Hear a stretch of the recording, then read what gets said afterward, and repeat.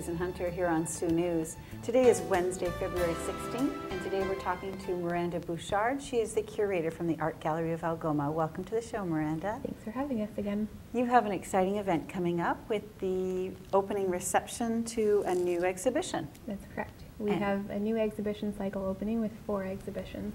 And tell us a little bit about those exhibitions. Who will be featured?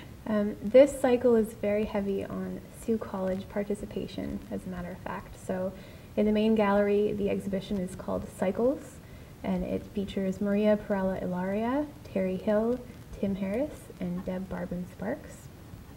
The project room space features the Underground group, who meets at Sioux College, and their show is entitled Figure Studies. The Education Gallery features second-year students in Sioux College's graphic design program, and it's called Once Upon a Design.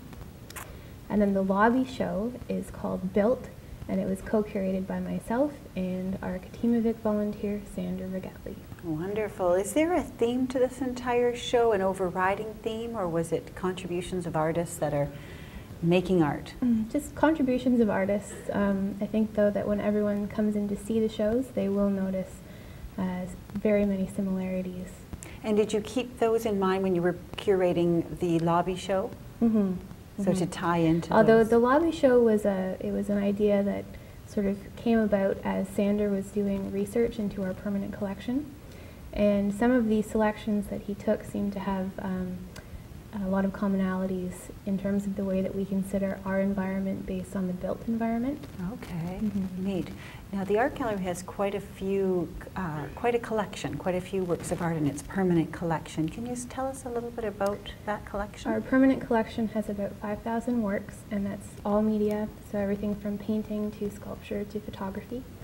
It's international in scope, and there are lots of really great surprises. We have quite a few very high caliber artists in our permanent collection. Beautiful. And sometimes you open the vault and allow people to peek in at those things. It's like Disney. Every so often. The permanent collection is a great educational resource, and we quite often have classes or educational outreach programs where we do bring out aspects of the permanent collection and actually bring them to people. That's wonderful.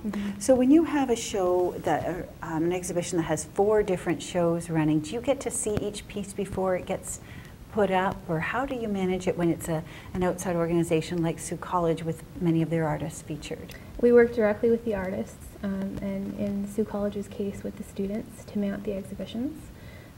Sioux College students went through a fairly rigorous selection process prior to the work being dropped off at the art gallery. And in terms of installation, we'll work with the students on site to mount the exhibition. So it's part of the whole experience, I think, in the world of art then for students, the experience of being featured at a gallery or having your works selected and the whole yay or nay process, and how kind of delicate that is because you create something and you want it to be seen, but that isn't always the case with a gallery. You have to make selections. And the Sioux College students have learned from the creation of the artwork to the promotion of the event to mounting the exhibition. So overall, I think it's been a great experience for them. I know it's been a great experience for us to work with them. I've been very impressed with them. Oh, that's so good. Good to hear. So the pre-selection process, you had mentioned the students pre-select before it reaches the gallery. Do you also, at that point, you say, okay, we need 15 pieces in here, and then you as a curator find out how that will be, or how does it work? It varies depending on the situation. Okay. In this situation, the students, as I mentioned, juried the work, and we met at Sioux College to discuss their vision. That's neat. So it's very much based on what their original vision of the exhibition was. So I have a kind of academic approach to, if you have a panel in front of you, and let's say you have a thesis that you're presenting and you have a panel and you defend that thesis, is it similar for that jury process in art? Do you get to speak to what you were trying to create as an artist to those that are looking at your piece and considering it for exhibition? If you were speaking to a curator? Yes. Or a jury panel to, here's my piece of art. It's an existential piece about this or that. It again depends on the situation. Okay. If it's a juried exhibition, oftentimes the work ends up having to speak for itself. If it's a thesis defense situation, then yes, you have the opportunity to speak to that panel. But That's interesting. So for the opening reception, I hear that there'll be some entertainment there as well. Yes, Mark Dunn has agreed to attend, and I believe that he will be performing some of his music as well as reading some of his writing. And he's also linked with the college, obviously. Yes. Wonderful. Well, the event is coming up Thursday, February 17th, so tomorrow night at 7 p.m. And is there a fee to get in? No, although donations are always greatly appreciated. Wonderful. There's a donation box for people to slip in their money. Yes.